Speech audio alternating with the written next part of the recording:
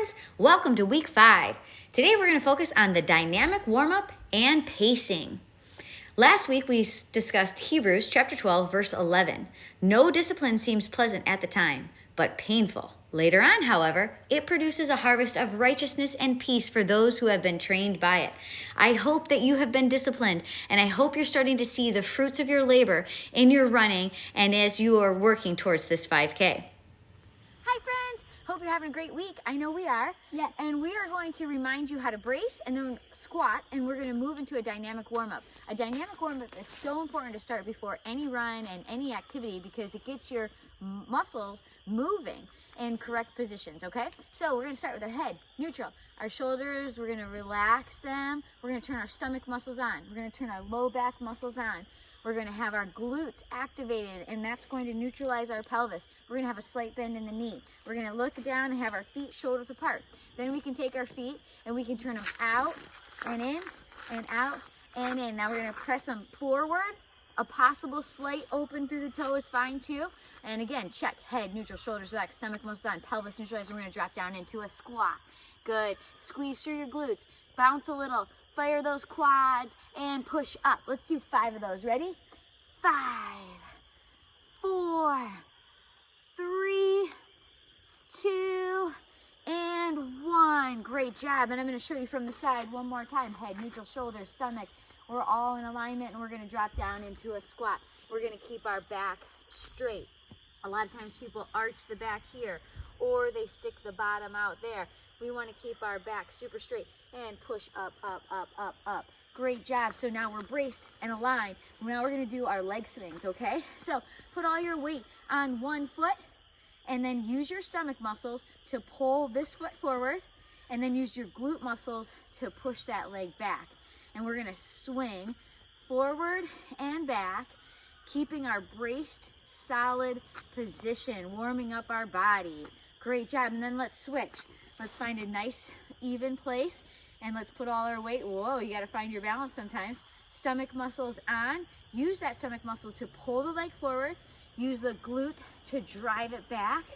And we're going to pull, push, pull, push. Keep our body nice and strong. Great job. Then the next thing we're going to do is inner thigh and outer thigh warm up. So I'm going to be behind you slightly. We're going to shift all our weight to one foot. We're going to use our inner thigh muscle, and we're going to pull this leg across, and we're going to try to keep our body straight. We're going to shift and use this outer thigh muscle with our toe angle down, all right? And we're going to push in and pull out, using our inner and outer thigh to warm up our body. Great job. Try the other foot. Find your balance. Activate this inner thigh, pulling that leg across, driving that foot out with the toe angle down to activate the outer thigh. We're going to pull it in, push out, in, out, in, out, in, out. Great job. Then you can come up on your toes, nice calf raise, push it back down. When you're doing calf raises, you want to make sure you go straight up and straight down. We don't want to have the calves and the ankles roll out or in, okay? We want to go straight up and down, straight up and down. Great job. And then you can work on some skipping, some bounds. All of those things are going to help your body be ready for the run. And then you can go and have fun run. All right, now we're going to talk about pacing. So when you run, you want to have different types of runs. So you want to have like a run where it's just nice and easy, and we call it like a rate of perceived exertion, RPE, on a scale of 0 being nothing to 10 being like all out sprint. You want to have some varied intensities in there. So for example, when you're just doing like a regular run, you could be in a conversational pace, like a 4 out of 10 or a 5 out of 10, right? Mm-hmm. And then you're going to have some tempo efforts where you're going to bridge into like a 6 or a 7 where you're working pretty hard, and you can get a couple words out, a couple phrases, but you're not going to be speaking in full sentences, right? Yes. And then you're getting into like 8s and 9s would be like a hard race effort, a hard interval that you at the end of a race when you definitely do not want to talk, right? Mm-hmm. Like sprints, and then your 10s would be like your full out sprints. So we're going to just kind of dive into a little bit of pacing. So an easy conversational pace would look like this. Hey, Braylon, how are you? Good, how are you? Isn't it beautiful out today? Yes, I love riding through these pines. Oh, it's such a blessing to be out here in nature and just to run with good form and enjoy it. And then we would pick up the pace for like a tempo effort, and you can't really have much of a sentence. You ready, Braylon? Let's try it. Let's go. How's that pace? Pretty fast. Yeah, you're doing great. And your breathing is more labored. And then you would ease it up and get back into that conversational pace again. And then next we'll show you some faster paces. So let's break down this rate of perceived exertion, our RPE scale.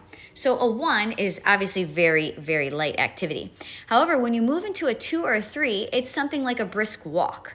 Most of your running is probably done at a 4, 5, or 6. That's your moderate activity. You can have a quick little conversation with your friends as you're jogging along. As you progress in your training, you're going to want to start adding different effort levels into your runs. So if you're working at a 7 or an 8, that's a harder effort where you can only get out a word or two.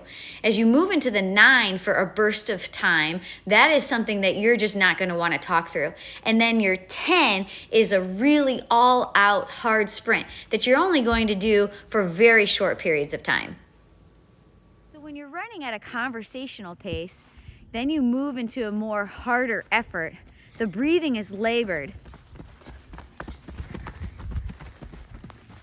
It's so important to have different paces. So while you're working on your form, running aerobically, then you can build into some faster interval efforts. Breathing is labored. You're pushing, using your glutes, nice and strong at an uncomfortable pace. Then you ease up again and you allow that heart rate to come down. You find control in your breathing. Those interval workouts are so important as you build for your 5K training. This week and the weeks ahead, I encourage you to have a couple different types of runs. So make sure you have that zone 4 or 5 easy conversational paced run. And then also maybe have a tempo run where you're going to work a short amount of time in that zone 7 or 8, and then you come back down into that 4. And then maybe you'll have another run where you'll work some harder efforts and you'll reach that 8 or 9, maybe even a 10 in the weeks ahead. But remember, those are only for short periods of time. Then you always want to bring it back down into that conversational pace so that you can enjoy your training. Mix it up, have fun, listen to your coaches, talk to your friends and family, and enjoy this process. And we'll wrap up with the next Bible verse. It comes from Isaiah chapter 40, verse 31. Those who hope in the Lord will renew their strength. They will soar on wings like eagles. They will run and not grow weary. They will walk and will not be faint. Have a great week.